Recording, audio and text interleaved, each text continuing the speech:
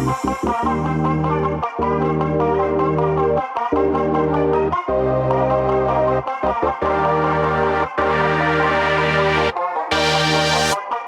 and welcome to When Sunday Comes, a brand new podcast that aims to get into the heart of women's football and hosted by myself, Graham Falk.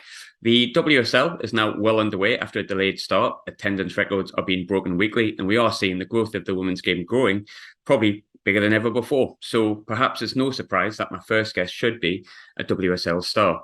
You've turned up for the likes of Bristol City, Sunderland and Everton. But perhaps most importantly, for our regular listeners to my other podcasts, you're a proper Mackem. So welcome to the show, Brighton defender Poppy Pattinson. Poppy, how are you? Are you okay? Yeah, I'm good, thanks. How are you?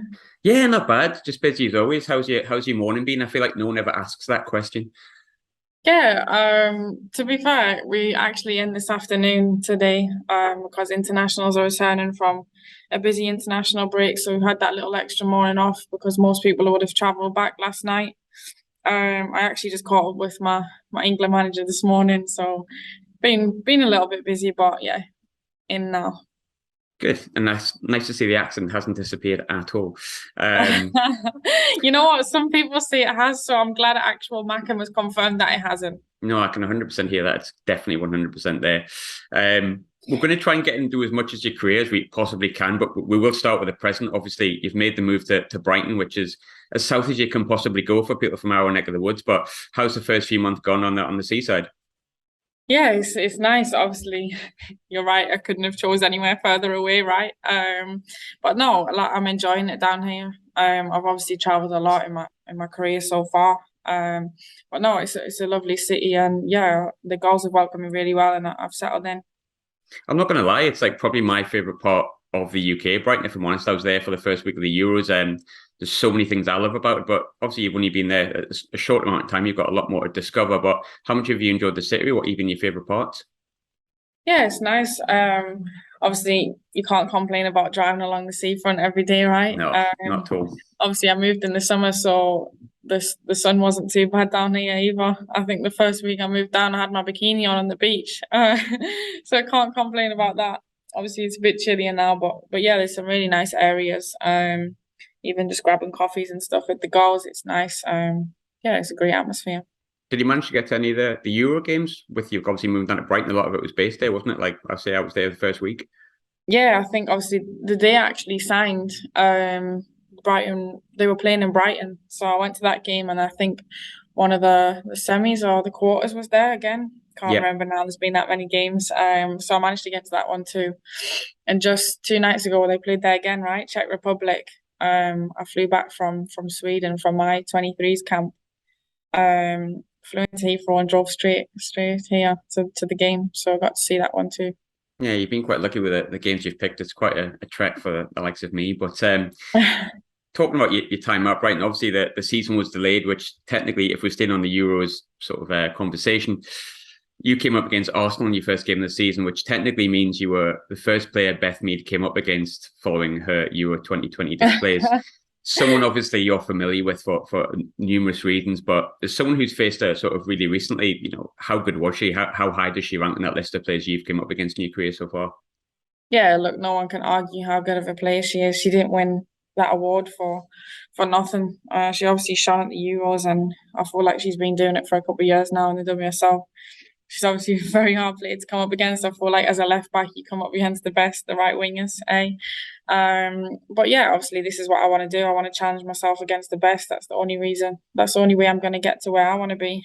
So yeah, it's healthy competition, and yeah, that game obviously didn't go to plan. Losing a player within 5 minutes, and going down to 10, it was going to be hard with 11. Never mind 10. But I think we gave a good account of ourselves, and have obviously shown that a bit more with the following games.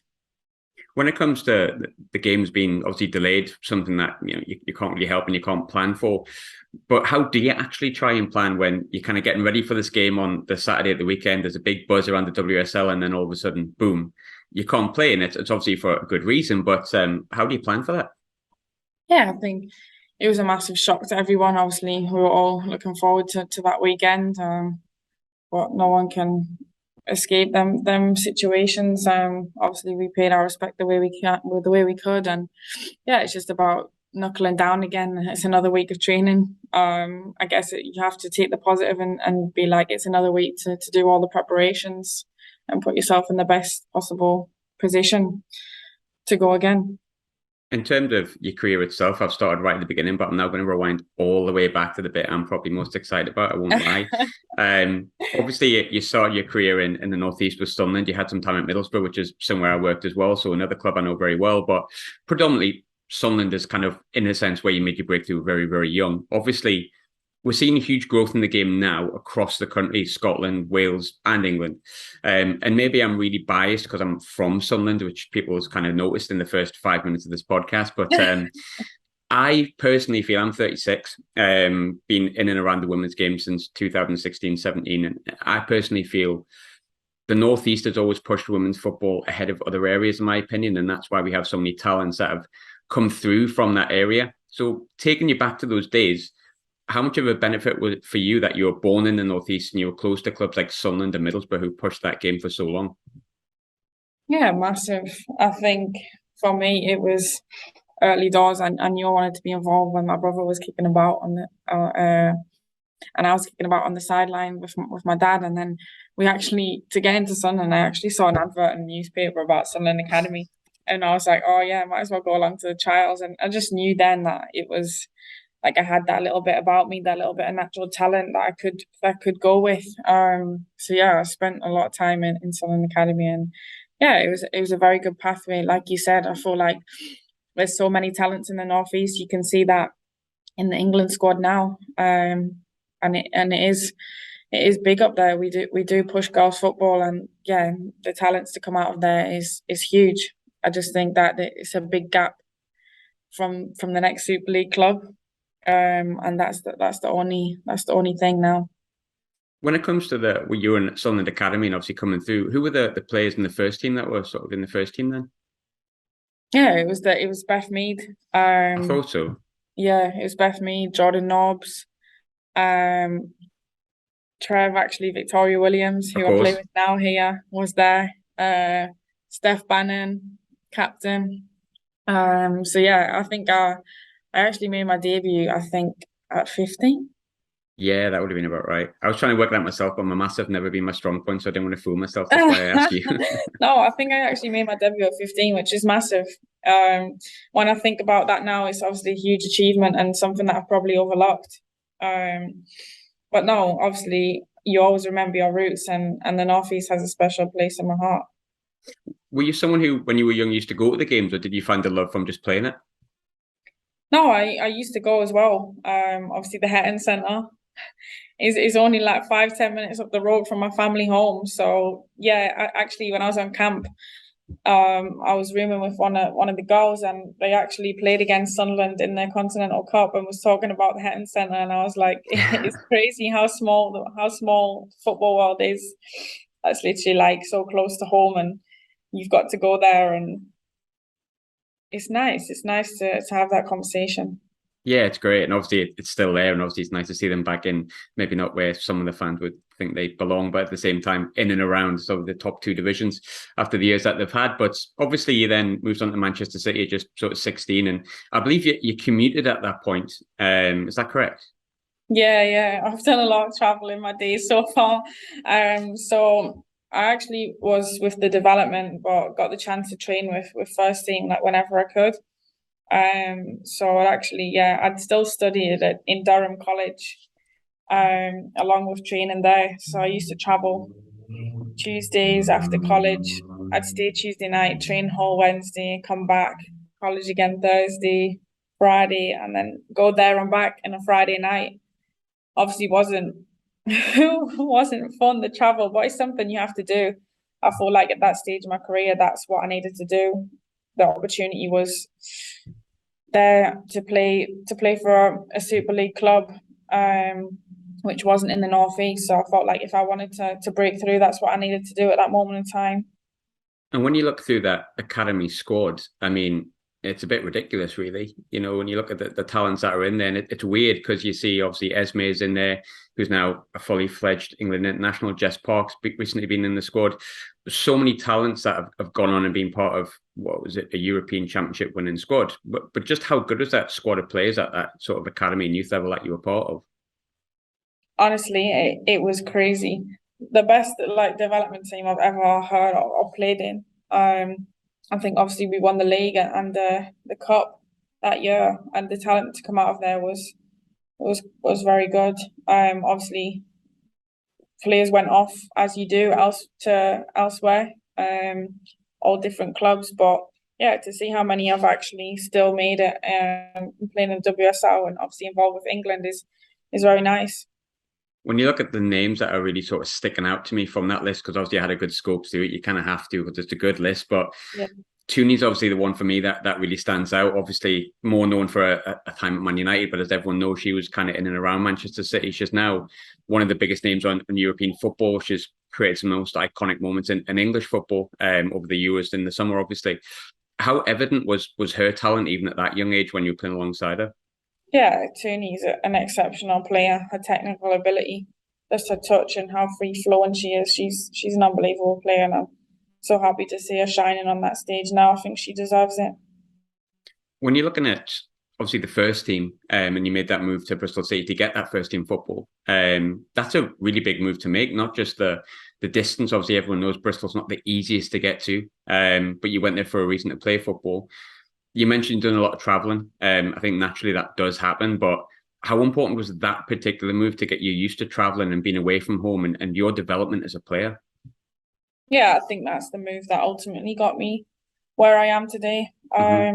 At that time, I realized that I needed to be playing consistently against the best to be recognised, and I think Bristol gave me that opportunity. They was obviously in the Women's Super League, and we're going to be playing the likes of Man City, the big clubs, week in week out. So yeah, to sign pro there was a big opportunity. And yeah, it really made my mark in the league. I feel like it's the most obvious question to ask any player who's gone from non-professional to professional or gone from, professional contract at a young age. But obviously I've worked alongside a few players who you would class as not amateur, because I don't like the word, but players who, don't get paid for what they do. And you see them working 9 to 5 and then they put a sort of Tesco meal deal in their mouth. And it's not the best preparation for a top of the league table clash, so to speak. So going professional does give you that opportunity. And I've kind of seen players go from non-professional to professional, and you see the difference in just strength, attitude, and ability and everything when they're able to just concentrate on the game.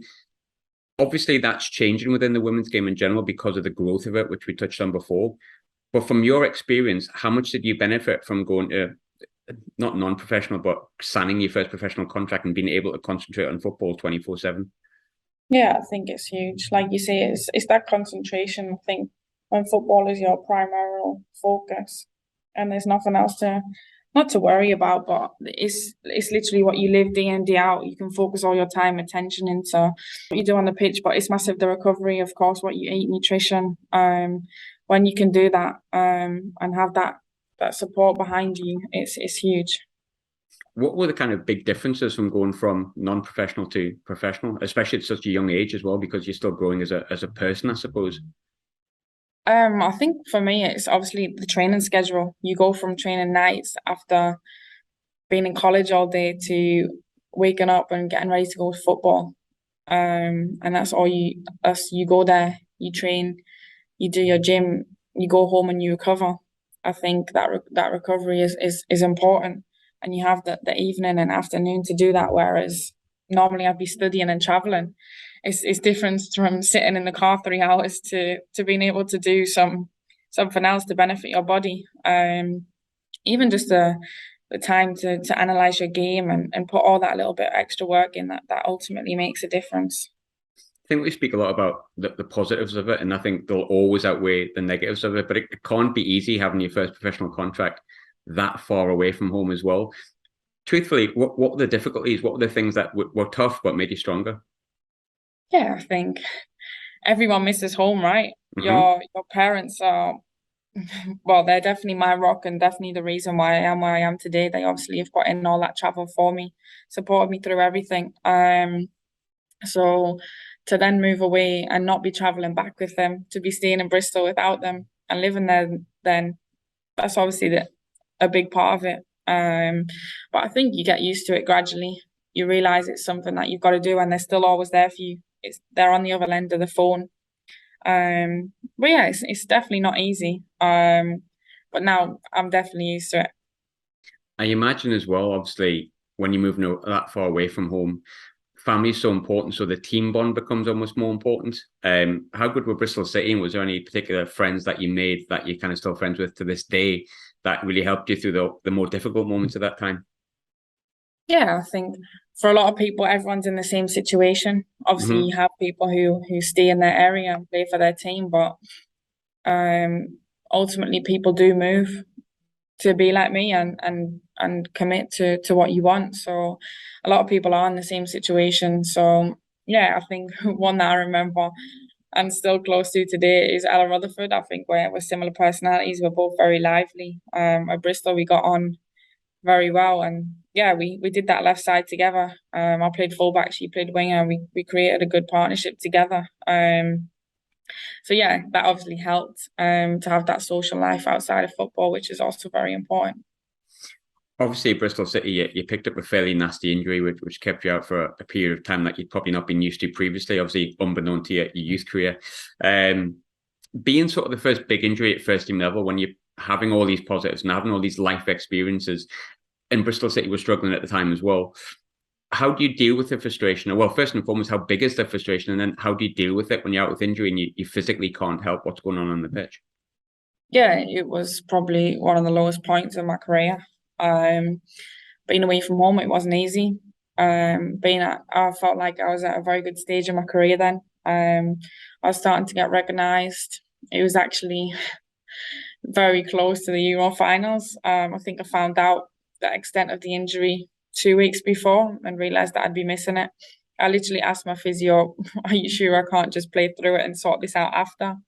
Like for me, that was a very big tournament, and one where I thought if I impressed, then I could definitely make my mark. But yeah, obviously you have to look after yourself. I couldn't continue. So yeah, it was difficult. And 6 months out is never easy. I wanted to help the team as much as I could, but you can't on the pitch, and it's just about getting in that mindset of obviously an opportunity will come again, and you just have to do everything you can to put yourself in the best possible position when you do come back. I imagine, in a sense, though, that looking back on that now, that made you 10 times stronger than maybe you were then, because that's probably the biggest negative you've had. You said it was the toughest time, so I can understand it's probably grown you an awful lot as a person as well. Yeah, I think you learn a lot about yourself. You have to have that resilience. And if you don't, I don't think you would come back the player that you are. Um, you have to, I think you realize how much you want it as well. Sometimes players can take stuff for granted until you see the extent of injuries and how much you do miss the game. Obviously, I realized how much I did miss it and how much I wanted to be on that field. So yeah, it proves to you how much you do love football and how much you miss it when it's gone. We've touched sporadically on, obviously, your international career, obviously something that you're still involved in.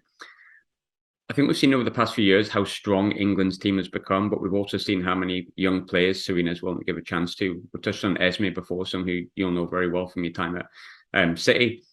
What are your international ambitions? Because you're still just 22, and there's obviously tons of opportunity to get in that team, which Serena has shown. What's your own ambitions?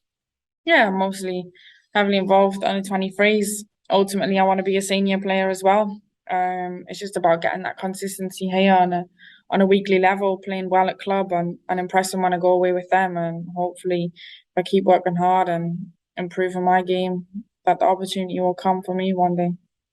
With the first team and obviously under 23s and under 19s and lower down throughout the levels, how heavily involved is Serena? Have you managed to have a conversation with her to see what she kind of expects if you are to make that move? So I think she speaks a lot with our under 23s coach Mo Marley. A lot of the information is passed down through her. Obviously they speak on a regular basis. The FA have their way of playing and yeah, like values, I guess, which we have a lot of meetings about on camp. So we are integrated in that way, and we learn what the seniors live day in day out through that. Going back to your time at Everton, obviously one of the biggest things you probably ever do in your career is an FA Cup final. How was the experience of that day? Because obviously playing's amazing, the scene's amazing, getting there is amazing, but then ultimately you want to go there to win. So how was the experience of the entire day, the positives and the negatives? Yeah, it was unbelievable. Obviously, to play at Wembley is any footballer's dream, and to get that chance was obviously amazing. But yeah, at the end of the day, we're footballers. We all want to win, and to miss out like that was heartbreaking. Yeah, but I think that just gives you the fire and hunger to want to get back there again. Yeah, 100%. Couple of more questions for you, but second last one, I suppose I'll go with your time at Everton. I think going back to sort of last season at Everton, there was a lot of chat within the club, around the club, in media, and people suggesting that Champions League could potentially be a thing for Everton. Obviously, we know that didn't happen. We don't need to go into the details of why and how it didn't. But as a player, did that put actually more pressure on you at the beginning of the season, the fact that you were tipped for the Champions League? You could say so, but also I think we had a very good pre-season. Mm-hmm. No one can argue that our squad wasn't unbelievable on paper. I think we did set very high hopes and expectations. But sometimes obviously that doesn't go to plan. Football works in weird ways sometimes, and yeah, look, a lot happened at Everton through the seasons, and yeah, I think it's obviously good to have these aims, but to stay realistic, and we had a lot of changes. So yeah, it's big. But ultimately I want to be a Champions League player one day. So to have that mentioned was obviously exciting for me, and hopefully, yeah, one day at a club it will happen. And during your time at Everton, you played with some really experienced players, some that are still there. Obviously, Gabby George, Izzy Christensen, Jill Scott was there for a period of time. Which player would you say, if you had to pinpoint one, did you learn the most from during your time there? Um, I'd say Izzy is a big player. She's obviously been through a lot in her time. She's achieved a lot. She's probably done it all.